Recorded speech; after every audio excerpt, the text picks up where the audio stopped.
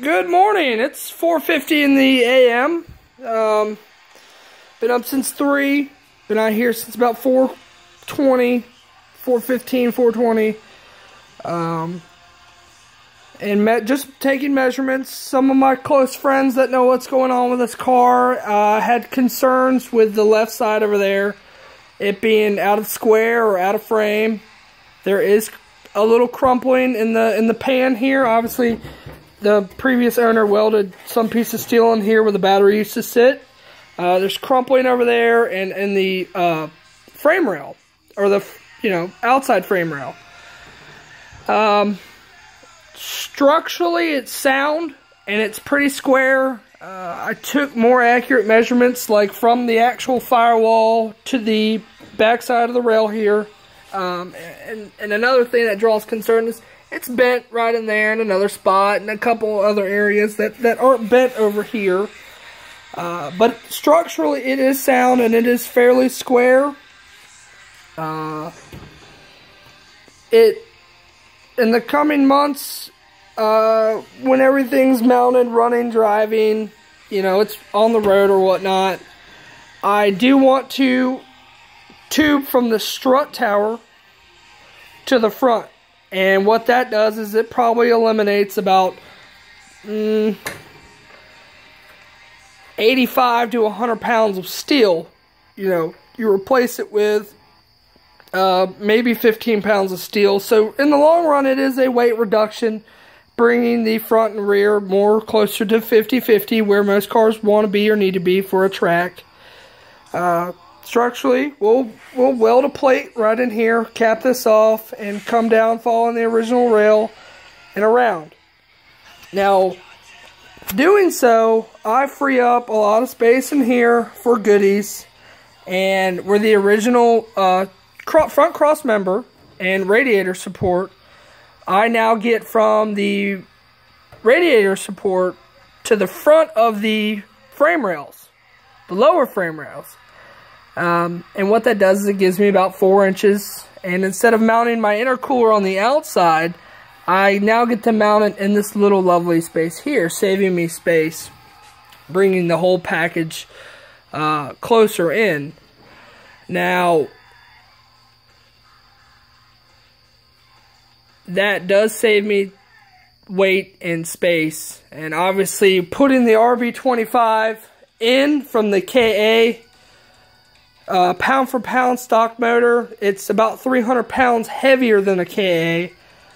Obviously with the turbo and the 2 extra pistons and all that goodies, and it's just a lot more weight. Now, I do lose about 80 to 90 pounds of steel, replacing it with about maybe 15 pounds of tubing. And all you really need is from the strut tower back. It's pretty solid. It's not really going to go anywhere.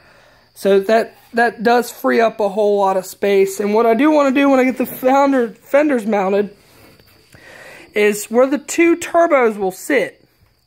Instead of having my intake being somewhere near the radiator and it being hot, and near the exhaust and it being hot, I want to, like I said, there will be 2 turbos. So you have the rebuilt OEM turbo to 28 pounds and the ISR turbo to 16 or 17 pounds feeding into the rebuilt one. But the intake on the ISR turbo will actually pipe over and down, and it'll come out, and you'll see on the left side of the fender pretty soon a little cowling, a little air intake. Just because on the side of the car when driving, you have a lot of airflow on the side. And if you mount the intake and a filter on the inside, it has to go through the intercooler and the radiator, and all you're doing is pulling hot air into the air box. So on the side of the car, not only do I get faster air, more velocity airflow coming in through it, but it's cooler because it's not having to go through the radiator and the intercooler where heat passes through it. It's pretty much colder air, boosting more horsepower because the air is slightly cooler, a little bit faster coming off the side of the car. Manufacturers do this. Mercedes, Audi, and BMW all have, a lot of their performance cars have air boxes and intakes that pull air from the side of the car.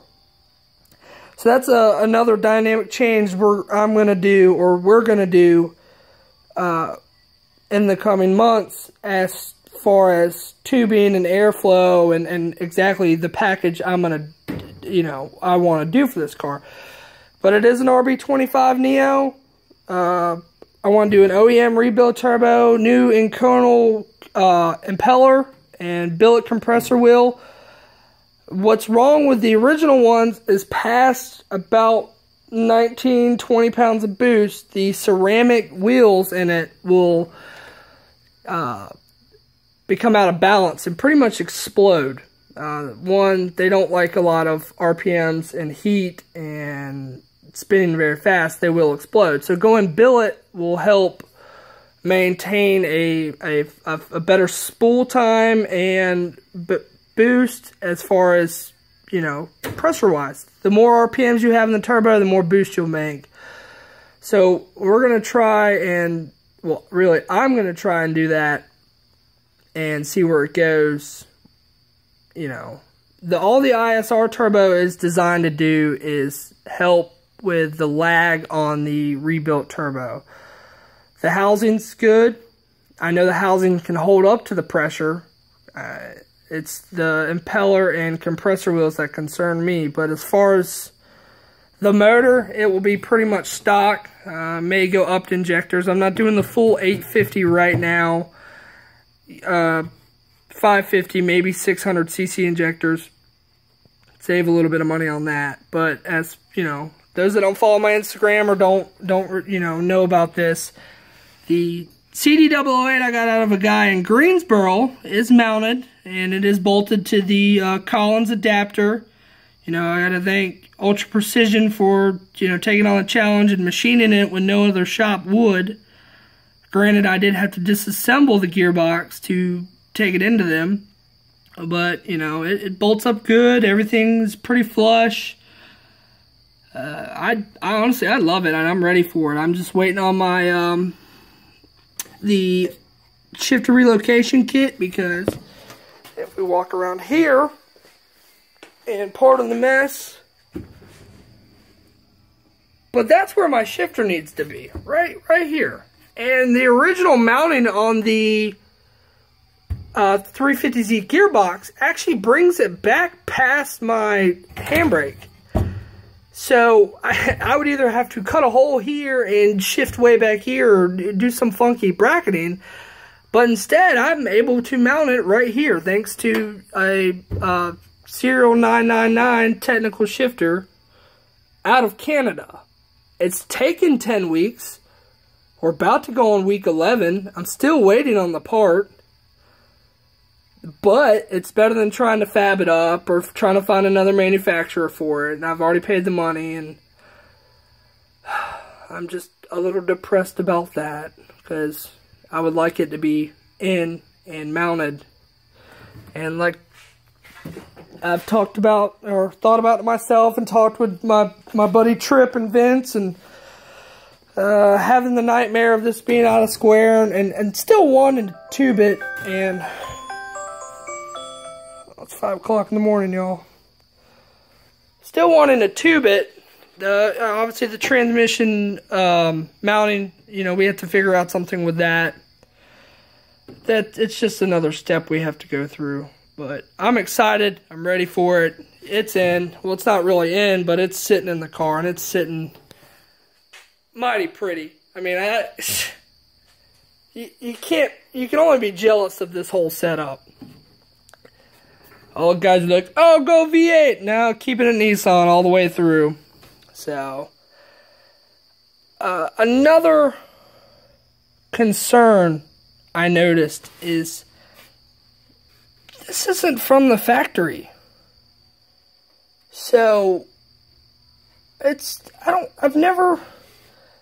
just looks like it's been done in a shop. This is not a factory weld. It doesn't look good, doesn't look pretty. So, it's all the struggle of owning a